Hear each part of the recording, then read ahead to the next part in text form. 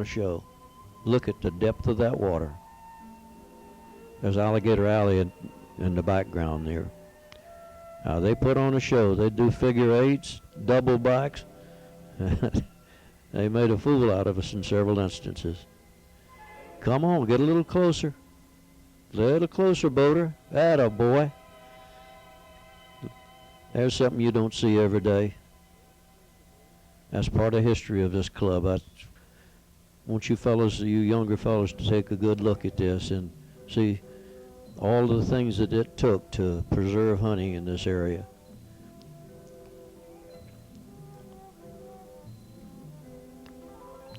There's a ham. This is one of the guys we took such a close picture of, and I'm sorry to tell you I don't know his name, but he got his share of deer.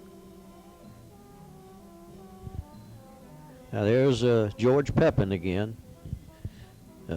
He's sacking this little one. We discovered that we could take some croaker sacks and put them in the sack and tie it up around their neck to keep from hurting, so that they wouldn't hurt themselves. The ladies at the dock back at headquarters got a big kick out of mitigating these deers and these little fellows. The Audubon Society sent a lot of people down, and so did the Animal Rescue League. A lot of ladies participated. They made lunches and did various chores on the levee. There's Ray Rotenberg. There's a gentleman that looks like an outboard motor running through that water. Even in their weak condition, they were really, really agile. There's George Pespin. He missed him. I told you, George, you got to lead him. You got to jump in front of the deer, George, not in back of him. Now, if you want to know how to do it, watch this. Now, here's a professional deer catcher. Now, there's how you do it. You lead them. Now, that guy's got a body that's big enough to catch a deer. Look at the arms on that guy.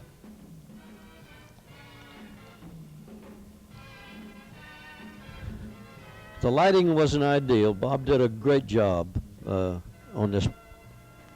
We had a real bad thundercloud, and we had some bad weather, but basically it was pretty good. And now that I'm reminded, Bobby Klein and Billy Klein were struck by lightning on one of the islands. They got a severe jolt. They weren't seriously hurt, but they got a good jolt. Now look at this guy doing this little trick here. See if you know who it is.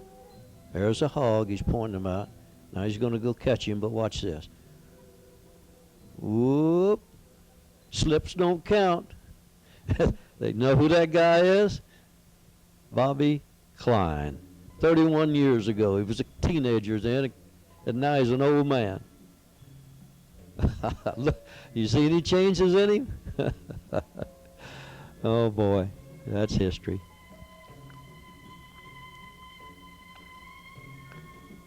Here's Norman Paget. Look at there. Norman knows more about South Florida wildlife than all of the biologists put together. He's lived off of wildlife. He's frogged and catfished and gatored, and he's now selling turtle meat. He's a great guy. He's loves the Lord, and he loves conservation, and he loves the outdoors, and he's still doing the same thing he's done all those years, and he's a great guy, and I invited him over here. I hope he's here tonight. There's some guys really busy at work. Everybody's busy. Everybody had a job to do. Deer coming in on every boat. Boats leaving and boats coming back in. We took 500 deer out of there in that operation. And they said it couldn't be done. The flood control tried to keep us out. The Game Commission wouldn't sponsor it, but we did it anyhow. And it was a big feather in our hat, and we put egg on the face of the flood control. There's Bob McDonald over there waving his arms around, telling everybody just how to do it. He ain't changed much, has he? Oh boy. Some of these kids that you see there are adults now with families of their own. Oh, watch closely now at this scene. He's putting sugar on his tongue. Watch this. We discovered that quite by accident. That by sugaring their tongues and putting sugar in their mouth, it just calmed them right down. They'd be kicking and quivering and shaking, and it would just calm them right down.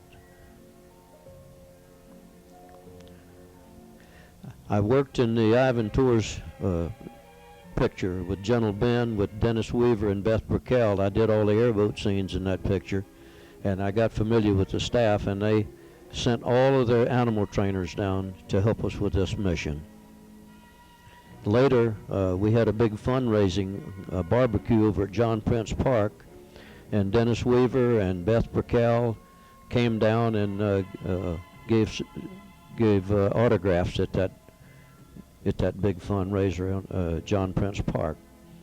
First time an airboat had ever been allowed to run in John Prince Park. Look at the condition of that deer. Look at the hide. The backbone showing, sores all over them. So we're medicating the sores with and giving them antibiotic shots.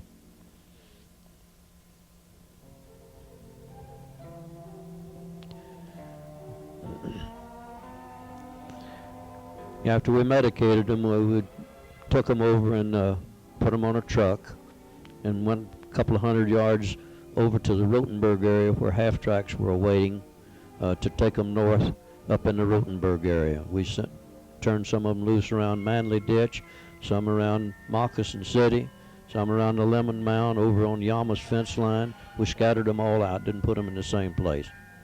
There's Kelly Davis. Yeah, look at there. There's Bruce Sasser Glass.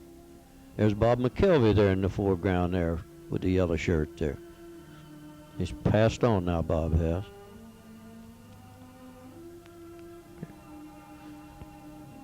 There's those young fellows are doing a good job.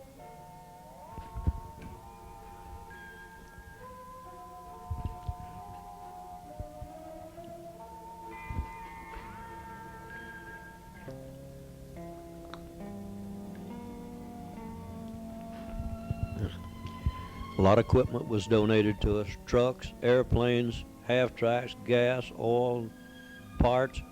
Everybody had a job to do.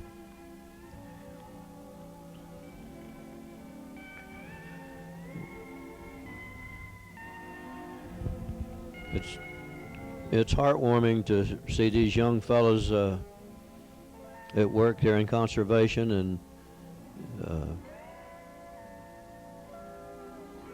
lot of those kids now are the ones that's carrying on the work that us old timers started, and we appreciate it. They're doing a great job. There's Kelly Davis there. He had an upholstery shop down on Georgia Avenue.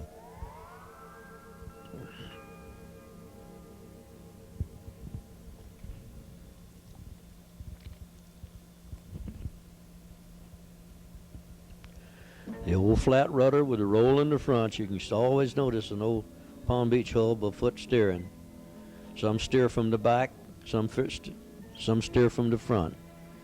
If you're a frogger, you always steer from the front. But you need that foot steering because you need them hands free.